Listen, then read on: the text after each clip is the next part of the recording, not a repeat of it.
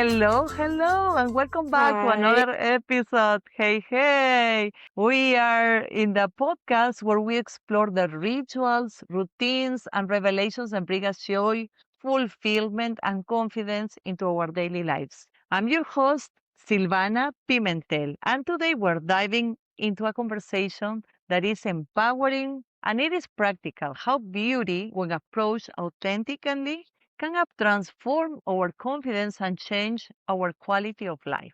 Joining me today is someone who is redefining what it means to feel beautiful. Please welcome Alex Lobos, owner of Elite Eyebrows and Makeup Studio. Hey, Alex, welcome to the show. Hi, everyone.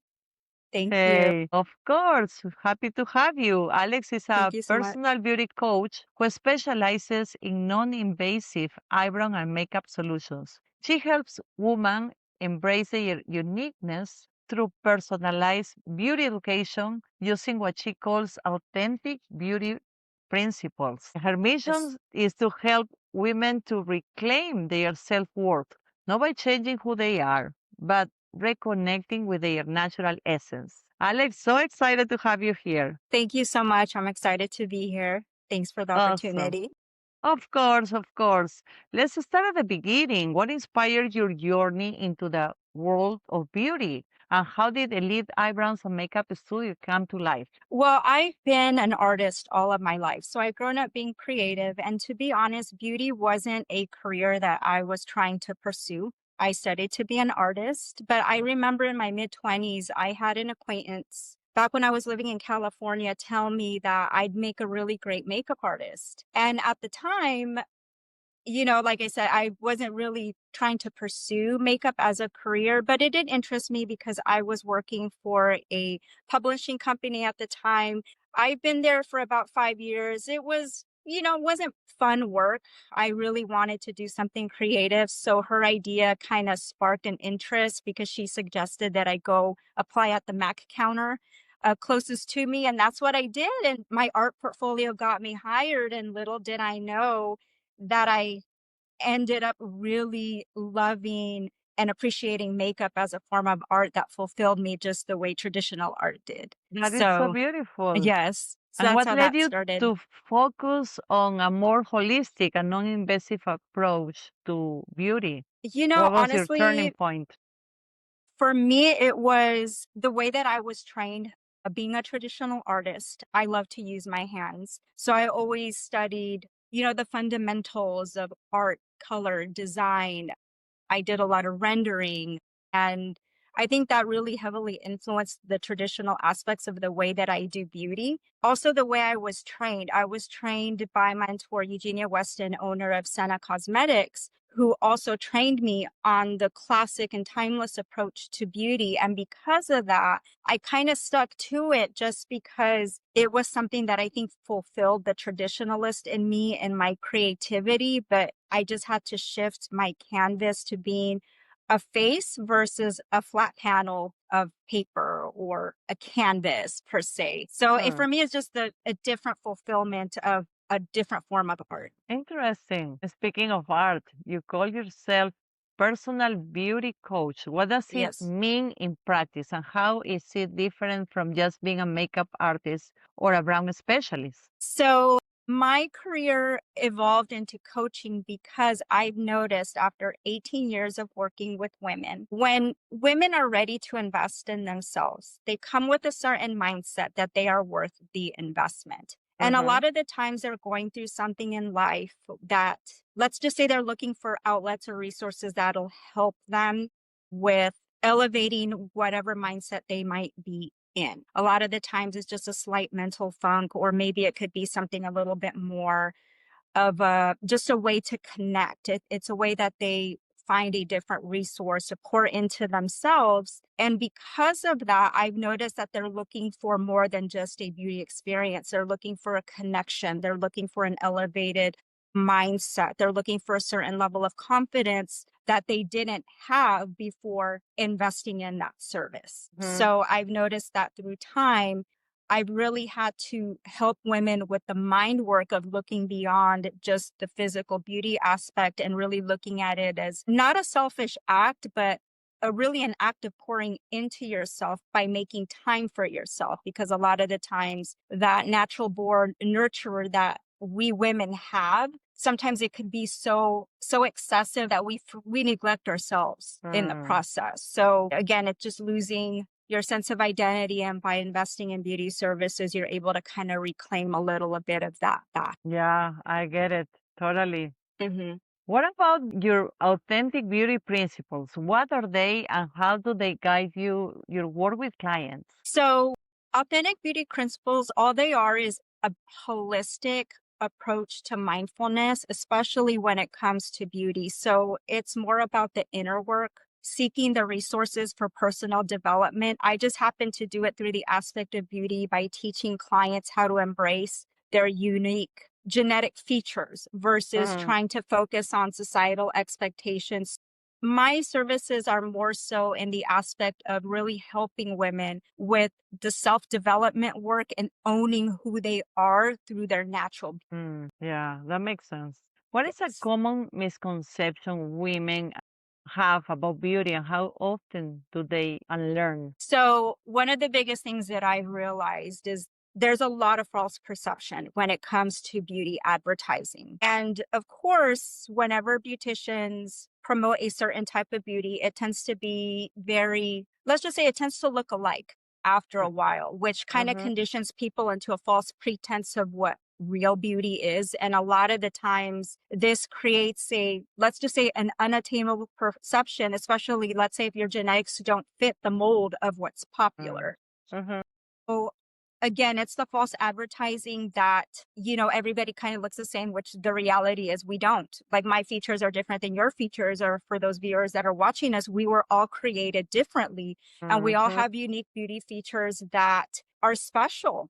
And we should own that instead of trying to mimic what everybody else is doing. Because again, it's just that we tend to lose our identity by trying to do what everybody else is doing. I love that, Alex, because so many people focuses on like fitting when we are different and we should honor our differences and Exactly. that's what makes us special. Exactly. You emphasize beauty education. Why do you think it is so powerful for women to understand their own unique beauty needs instead of just following trends? Beauty education is something that I heavily vouch for because in my personal journey, I grew up in a household where I was not taught about my sensitive skin, how to groom myself properly, the kind of makeup or products that work best on my unique genetics. So, what ended up happening is I followed what everybody else is doing. And through that, I struggled with skin issues. And because of that, I became insecure. Once I outgrew the trends, I realized, oh my goodness, I ruined my eyebrows and possibly for life.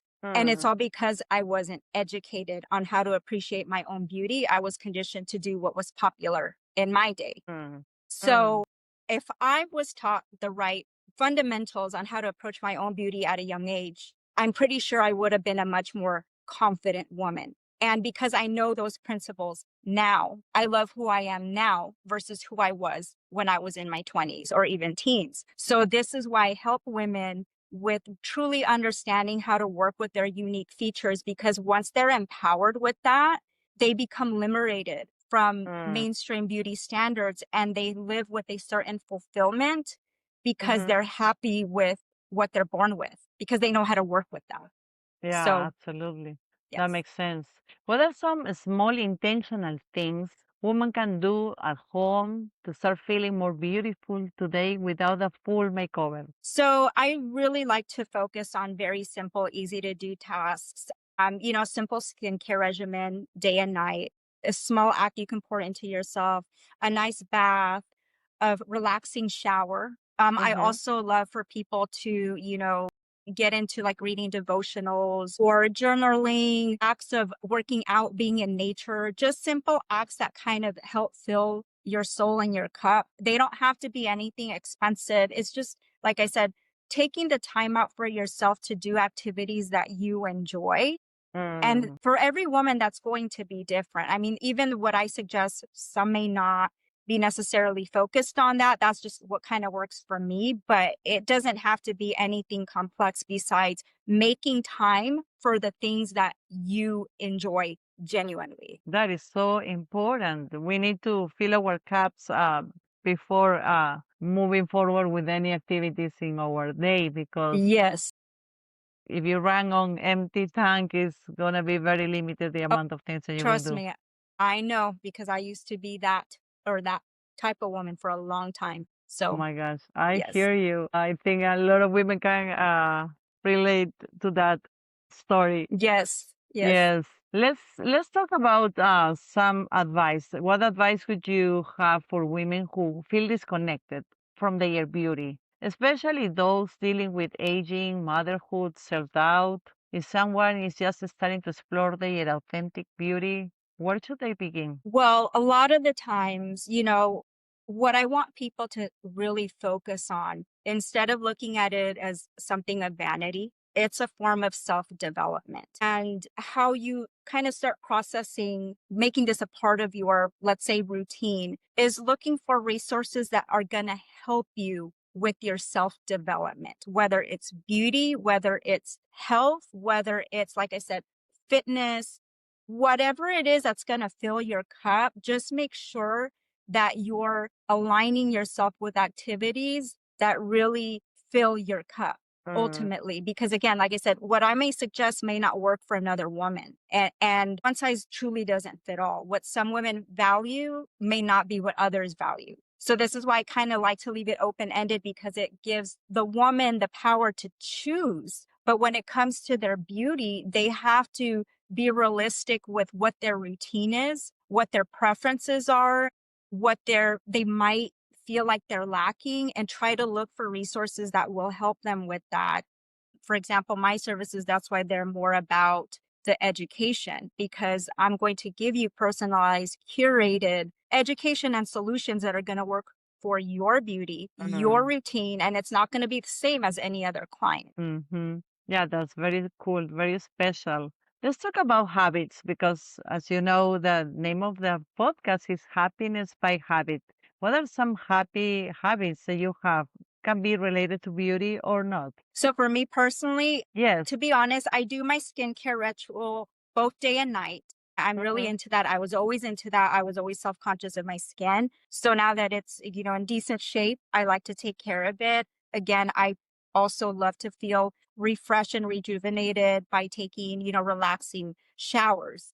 Mm-hmm. I also like to do a lot of reading when it comes to like devotionals, journaling, Mm. scriptures, things like that, because that really helps with my soul as well. So I really make it a priority to at least do these simple acts on a daily because it's for me. Yeah. Oh, I Yeah. love that. Mhm. That's beautiful. I would add to that perhaps sleeping is maybe underrated, but is really, really For important. sure. Men, Right. we need to Yes, sleep sure. good For amount of me, hours. yes, for my lifestyle, sleep, I would love to do more of it, but being an entrepreneur, sometimes it is a luxury. But if you can afford to do it regularly, definitely, for sure. Because if you're not rested, that's going to affect your productivity And nobody and wins. your mood. Yes, Yes, and for your mood. sure. So, yes, Definitely. Yes, absolutely. Well, thank you so much, Alex, for being with us today and sharing your story, your mission, and your message. I you're think I really welcome. I appreciate and love that message and mission that you have, where we need to highlight and honor our own beauty and appreciate our differences and embrace them, Yes, right? I To agree. our listeners, I would remember the beauty is not something you put on, it's something you uncover. It's already within you. Correct. Yes. If you want to connect with Alex, please, Alex, what is the best way to connect with you? So my company website, it's eliteeyebrowsessay.com. All the information as to what I do, how to get in contact with me, links to my socials, they're all on my main website. Again, that's Elite Eyebrows S. Very good. I'll make sure to put them on the show notes. And if the listeners, anybody is in San Antonio, please pay Alex a visit. She's an entrepreneur in San Antonio, Texas. Very good. Thank you so much. Thank you for having me. Absolutely. It was a real pleasure. Thank you very much, Okay. everybody, Thank for you. tuning in into another episode of Happiness by Habit. Bye bye. Bye.